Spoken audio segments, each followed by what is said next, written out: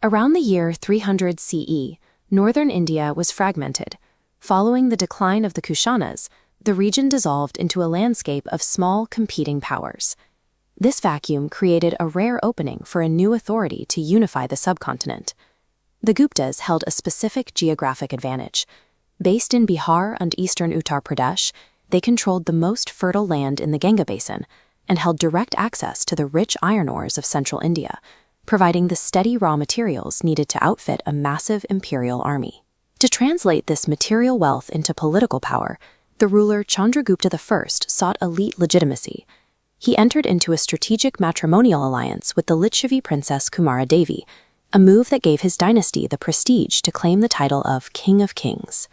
By combining a monopoly on essential resources with high-level political alliances, the Guptas established the exact blueprint needed to launch a new empire. His successor, Samudragupta, used that blueprint to pivot toward relentless expansion, beginning with the total annexation of 9 kingdoms across the Ganga-Yamuna region.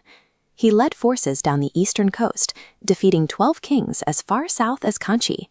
To manage this distance, he governed the north directly, but reinstated the southern kings, demanding tribute and taxes in exchange for their autonomy. But he wasn't just a conqueror. Gold coins from his reign represent him as a musician playing the veena, promoting a royal image that balanced military might with a deep patronage of learning and the arts. The wealth extracted from these vast tributary systems provided the economic engine that would fund the empire's upcoming intellectual and cultural revolution. Chandragupta II expanded this wealth even further by defeating the Shaka kings of western India. This victory gave the empire control over the western coast, opening direct maritime trade routes with the Eastern Roman Empire. This era of stability was noted by the Chinese pilgrim Fa Hien, who traveled across the subcontinent and found a society so secure that travelers could move freely without the threat of crime. With the borders secure, the royal court focused on the intellect. They patronized the 9 luminaries, a group of scholars that included the playwright Kalidasa, leading to a surge in classical Sanskrit literature and the final completion of the great epics, the Ramayana and the Mahabharata. This period also saw the drafting of the Puranas, religious texts that shifted the focus of worship toward Hindu gods like Vishnu and Shiva, making complex theology accessible to the common person through stories of devotion and pilgrimage.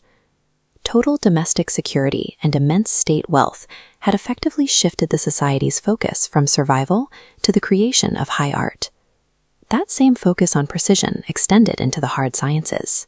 In the 5th century, the mathematician Aryabhata authored the Aryabhatiam, a text that moved beyond speculation into calculated observation. Aryabhata used this work to prove that the Earth rotates on its own axis and revolves around the Sun, while providing the first scientific explanation for why solar and lunar eclipses occur. His mathematical leaps were equally significant. It was during this period that scholars formalized the decimal system and invented the concept of zero, providing the tools necessary for advanced calculation. This precision was applied to technology as well. Artisans mastered complex casting techniques to produce detailed bronze images of the Buddha on an industrial scale. The pinnacle of their material science is the iron pillar at Marali. Standing 23 feet high and exposed to the open air for 15 centuries, it has remained entirely free of rust, a feat of chemical engineering that still stands today.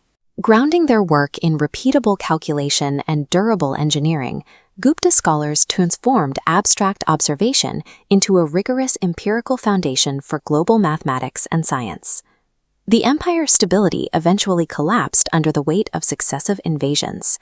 Nomadic Hunas from Central Asia crossed the mountains, forcing the Guptas into a series of exhausting military campaigns that drained the imperial treasury. As trade routes were disrupted and the economy faltered, the purity and circulation of the empire's gold coinage began to drop. To maintain the loyalty of local officials and soldiers they could no longer pay in cash, Gupta rulers began granting them land. This move unintentionally decentralized their power, as local chiefs began to act as independent lords over their own territories. In the 7th century, a ruler named Harshavardhana briefly reunified the north, but his death signaled the end of a single centralized authority. Yet the intellectual infrastructure survived. Nalanda University remained an international center for learning, drawing scholars from across Asia, even as the political borders around it continued to shift. The Gupta state failed, but its culture didn't disappear.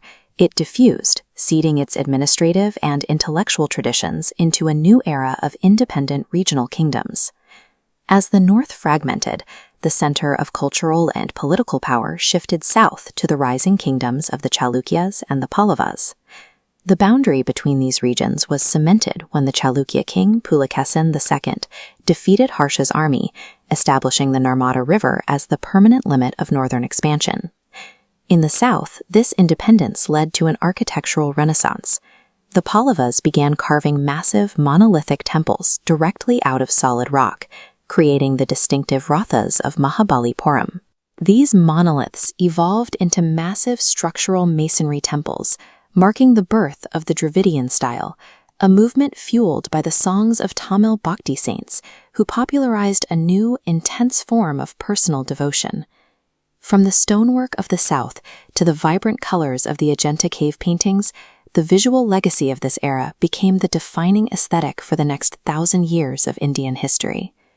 The Gupta Empire demonstrated that when a state's wealth is used to fund the intellect, its achievements in science and art will outlive the collapse of its borders by millennia.